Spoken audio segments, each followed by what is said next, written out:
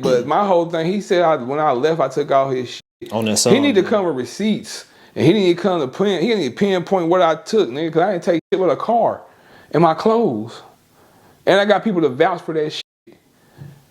Like, for real, I was so broke, nigga. No lie, I was so broke. The shit I did have was in a U-Haul, and I couldn't pay the U-Haul, and they took the U-Haul, nigga. If I'm lying, I'm flying. If anybody don't believe me, go ask Erica Bowen. She worked for us back then. She know about it. Cause she the one that was trying to help me get the U-Haul back. And I said, fuck it, I'm going home. Fuck that nigga. I'm out. He can have all that shit. I don't want shit from that nigga. Damn. That's on my grandmama. So man, so you make the transition. So your upbringing in Indianapolis was cool. Although you had some hiccups here and there. Then you get the opportunity to link with your cousin, man. You go down there to assist, I guess, with the CT street team, and then it just blossomed from there. Mm-hmm. And then now you the right hand man. You know what I'm saying? Like you mentioned, man, I never asked you about this. You said you've had the opportunity or the experience to live in like poverty in the gutter, but also live in like houses in Malibu where you looking at the water and stuff like that, man. I'm just curious to know. I never had a chance, or I haven't had the chance yet to be in that type of, you know what I'm saying? Oh, yeah, what was that you like? You will be. What was that like, dog? I mean, like I always tell everybody, like, that shit was the best time of my life. Not saying I ain't having the best time now, because I'm still alive and I'm still here. And I'm still able to do what I got to do to get back to that level. But it just let me know where I can go. You know what I'm saying? I just ain't a local joker. I know what's out there.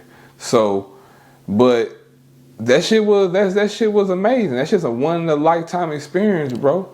Like I don't knock nothing. Like when you asked me, I don't know if you asked me, but somebody said if you can go back, what would you change? Yeah. I wouldn't change nothing. Not a motherfucking thing, bro. I had a fucking ball, and I'm still having a ball, bro. Like that shit was like, that's some shit that some motherfuckers would never see or do what I did, bro. You gotta understand, I didn't went on tour with Jeezy. Talking about, you know what I'm saying? Like I done been on tour with Wayne. I done been on tour with Drake, Nicki Minaj, Jim Joneses, and T.I.'s, and fucking who else? I was there. I seen this shit. I've been there. I've been there with all access pass to everything. I was right there. So that shit was one lifetime experience. And motherfuckers would say, well shit, if it wasn't for Jeezy, you wouldn't have had that. Yeah, that's right. That's why I'm telling my story. He's part of it. Yeah. You know what I'm saying? But at the same time, if it wasn't for Coach, I would have never met Jeezy. You know what I'm saying? If it wasn't for my first cousin, I would have never got invited to that life. Yeah, Jeezy took me under his wing, but Coach invited me to the party. His family, you feel me? So at the same time, everybody talking about I'm supposed to give him praise. I gotta give my family praise too. I ain't taking nothing from him. Cause a lot of shit that he did for me, nobody never did for me. You know what I'm saying? So it ain't about that though. It's about not keeping your word and keeping it 100. You can't tell me one thing for 15 years and one day you just switch up and tell a nigga while we in Miami sitting in the cabana and you tell a nigga, hey man, you know, this music shit, man, is real iffy right now. You might wanna find you something else you might want to get into. Okay. I found it. Now I'm here. So now you mad. Let's not forget that. Motherfuckers want to take away from that. I was the last one with you. I held you down through all the bullshit and all the motherfuckers talking shit about you. For you to sit me down, I've been with you 15 years, for you to sit me down and say some shit like music is slowing down, you might want to find something else to do. Nigga, I don't do music. The fuck are you talking about? But I see how you moving. A month later, I'm gone. Fuck you. What we had was fun. It's over with now. The next path in life. When you left, were you receiving calls from him? Yeah, they called. His manager, him. I didn't answer him. Matter of fact, I answered one call for the manager, the little African motherfucker. I answered one call and I know Jeezy. I know he was sitting right there. I know this nigga. That's how we used to do niggas. You know what I'm saying? He sit right there. I call, whatever. But I know he was right there, and I was the most disrespectful motherfucker you wanted to talk to. I'll tell you that much. Were you I don't want to, not in a weak sense, but were you like heartbroken, bro? Like Nah. how everything if anybody was to ever talk to Coach, like all the years I was with Jeezy, I always seen Coach. I would go to his studio, the QC Studios, pull up.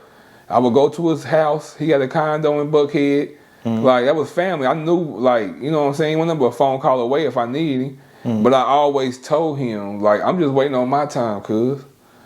I'm just waiting on my time. Because he going to do something to make me just get the fuck up out of here. Because he already doing it. Damn, you was already prepared for it. Yeah. Long before it happened. For one, man, you got to just watch what's going on. You know what I'm saying? Everybody was leaving.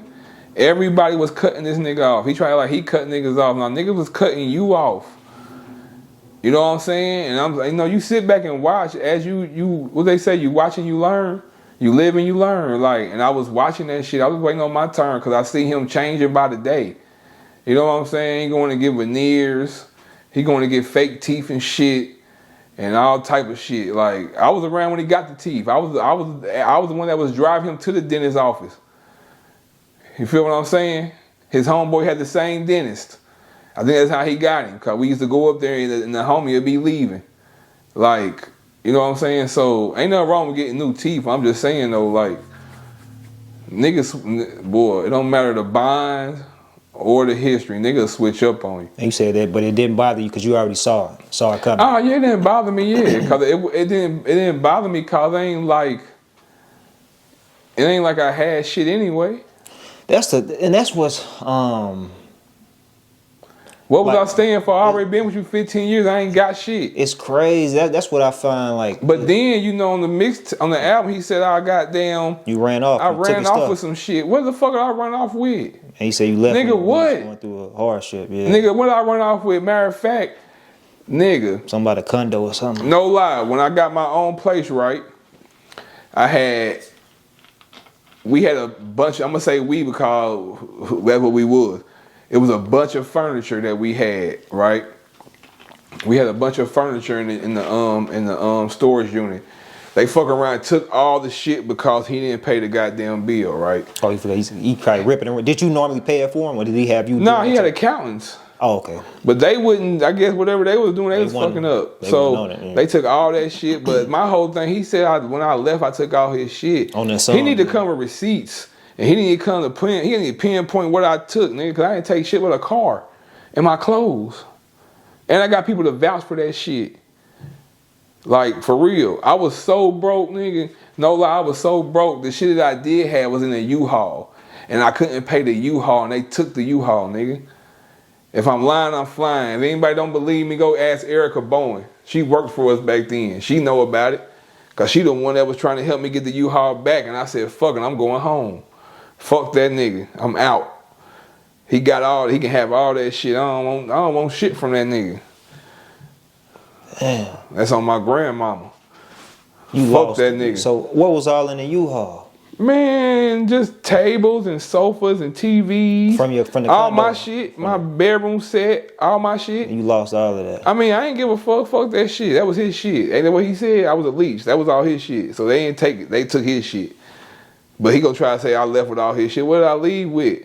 Nigga, when I left, I took the car that you bought me that we already had for 5, 6 years. And that motherfucker wasn't even paid off when I left. Let's talk about it. You know what I'm saying? I got the car in 2010. I left 2015. The car wasn't even paid off. I tried to get my title. Oh, the accountant's telling me, well, the car's not paid off yet. We don't even got, I said I had this car 5 years. He ain't paid his car off yet. But they ended up sending the title. But if I left with all your shit and y'all did all this fuck shit you saying I did, why send me my title to my car? You know what I'm saying? Because when I was on the phone with his manager, I said, man, fuck his money, fuck him. He can stick it up his ass, send me my title. A month later, my title come. Boom, he paid the car off. But if you saying I did all this fuck shit, why you send me my title? Why you go ahead and pay the car off? You could have really just put that motherfucker in repo and got that bitch back. You know what I'm saying? So why'd you start doing shit all of a sudden? Because I called you on your shit. I've been with you 15 years, I ain't got shit. So it's fuck you for life. Yeah, he talking about when he run across me, he gonna greet me like a bitch. Man, cap.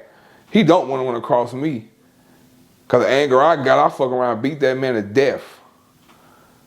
But you know what, man? We get off of that, man. I just went into some whole other shit.